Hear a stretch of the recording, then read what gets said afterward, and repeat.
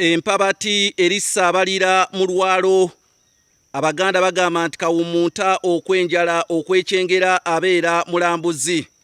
Sizzanga musango nabagamba ayokya luyiira. Ofunda n'ekkubi n'otobeera naddiira wamu. Kyokka ateera ofunda n'omuliika n'anunula omwana. Bassebo ne bannyabo neesimbye bulere bagamba ow'eŋŋombe akiika. Saagala kukola bikolemu ng'atikkula ava emugga.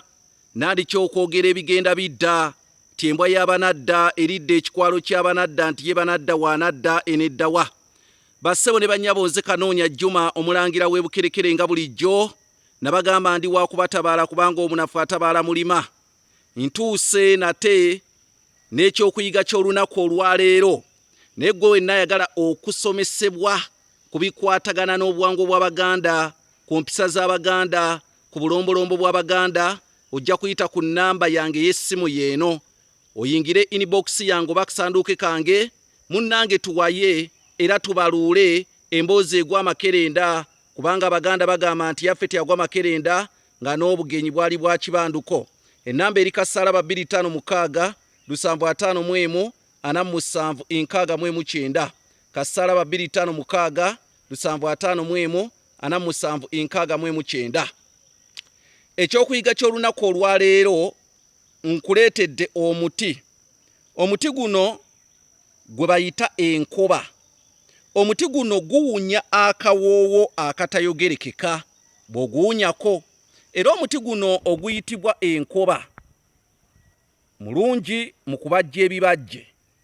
Era naddala ababazzi bagweyambisa nnyo mu kubajja ebibajje. Muti mugumu bulungi baguyita enkoba.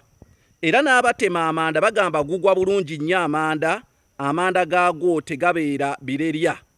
Naye ate kyenjagala okunnyonnyola ku muti guno. Ebyalo bingi nnyo wano mu Buganda byasibuka ku miti egyabangako. Okugeza ebyalo bingi nnyo nga Kalagi, Nabalaga omuti oguyitibwa endagi gwava ku Kalagi. Kaakati waliwo ekyalo kiri kyaggweeyo bakiyita Bukoba. Ekyalo ekyo Bukoba kyava ku muti guno oguyitibwa enkoba oba obuti obwali buyitibwa obukoba olw'okuba nti bwali ku kyalo ekyo n'ekyalo ne bakiyita Bukoba olw'okuvaako omuti oba olw'okubaako obuti obwayitibwanga obuti obwo obwayitibwanga obukoba, oba bwe guba gumu ne baguyita akakoba, oba bwe guba omunene nga guno ne baguyita enkoba.